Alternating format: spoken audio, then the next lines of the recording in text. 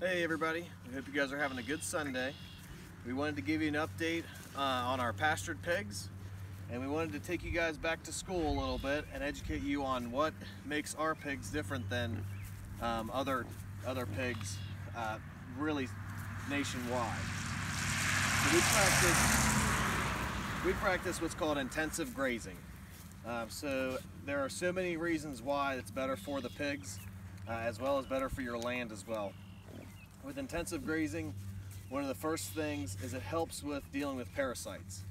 So parasites would be roundworm, a lot of the worms, and those are the ones that have the shortest life cycle. So your goal is you need to find out what the shortest life cycle is that your certain animal's going to get.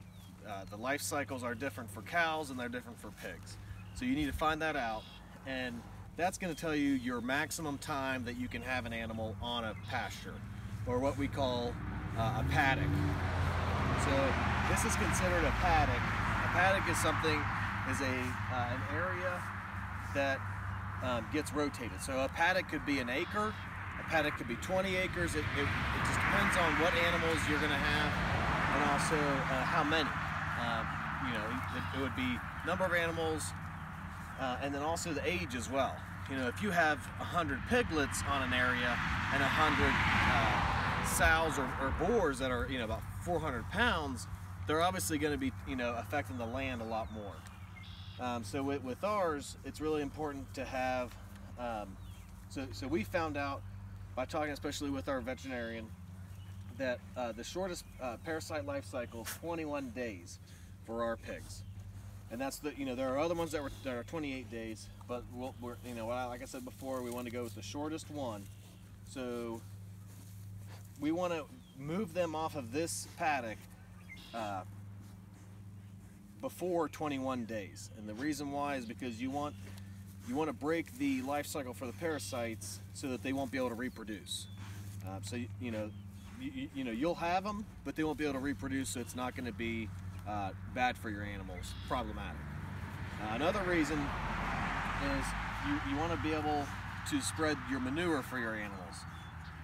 So for us, right now, with just our 4 pigs in here, you can see they've been in this area for not even 2 weeks. And over here, there's some disturbance definitely. But over on the other side, they haven't even touched it. I mean, it's amazing to think that animals have been on this ground for 2 weeks just by looking at them. Yeah, we're talking about you guys. Another reason why we intensively graze is to reduce erosion. So by having animals on one area for so long, it becomes a mud pit, like a pig pen, that people think. And when it rains, sorry for the vibrations in the camera. One of the pigs is scratching against Brianna's leg. But when it rains, that erosion goes off your fields, taking a lot of your valuable nutrients that you've built up, and erodes them off. Filling up ditches and going downstream. We want to try to keep everything here. We also live very close by a residential area, so by rotating them, there's virtually no smell. And that is due to the nitrogen load on the soil. So the soil can handle nitrogen, but when you start smelling it, you need to add more carbon or you need to rotate them. So we haven't had that issue yet. And also by rotating, you increase your forage. So if you have pigs or let's say cows, you're going to be able to they're going to be able to eat a lot more than if they're in one area. If they're in one area, then they're not going to be able. If they're in one area, you're going to have to supplement feed them a whole lot more. Yeah, you can see that these pigs live a very stressful life. Sorry, I have some notes. So, another thing with our paddock size, we have 3 100-foot fences right here currently. So people ask, well, how long is a rotation for you? We read the land, so we read the grass. We want just enough disturbance where they're going to eat it down and root it, but we still want to see roots and grass. So like right over here,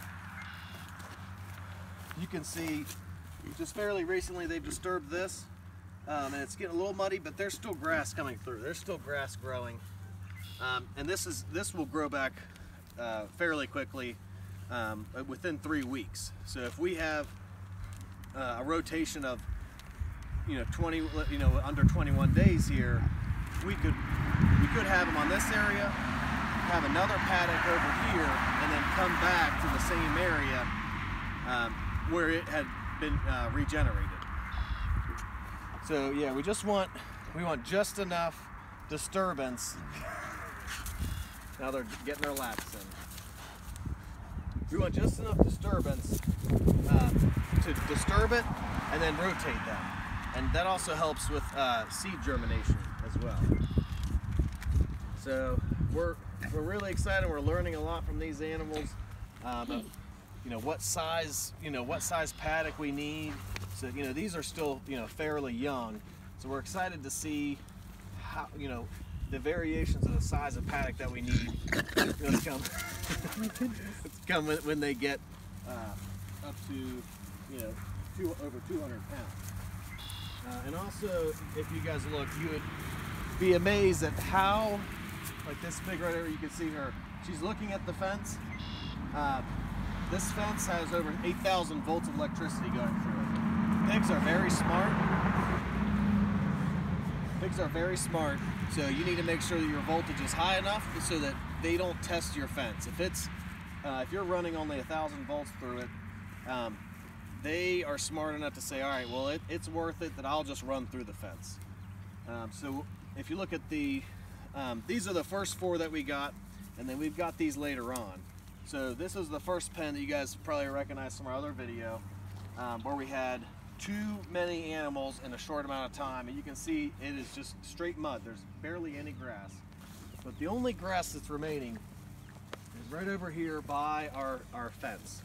And the reason why we have that and the reason why we have these still in here is because we are training these pigs to the electric fence. When they get shocked, we want them to make sure that they're running backwards. And so you can see that's why when we moved them in, we didn't even have the electric fence in here. We wanted them to realize what a permanent barrier is, and then so they know where their house is and what a permanent barrier is. Then we put that electric fence to train them so that they know, all right, this isn't a permanent barrier, but this electric fence is for pigs is what's called a psychological barrier, which also mimics what happens in a lot of bison crossing the Serengeti millions of years ago.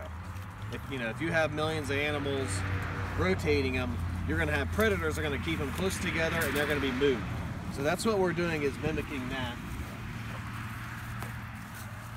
But I've been trying to find out, but I believe that we are only of a handful of farms in the state of West Virginia that are practicing intensive grazing, and we're glad that we're doing it because we know it's a better life for the animal, and it makes your pastures grow better as well. But it's also better, for the product. You get a much healthier, happier animal. And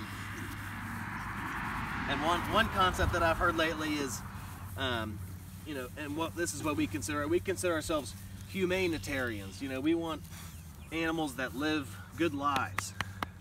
We want one bad day. So we want to make everything as best as we can for the animals for their entire life.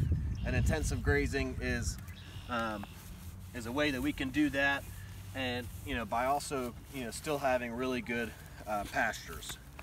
So thanks for watching. You can like and subscribe our videos. We'd appreciate it. And if you guys have any questions, definitely let us know. And then if you'd like to stop by, anytime, just let us know. We live just north of Oglebay, right on 88. So, yeah. So, well, thanks for watching. We appreciate it. Have a good day.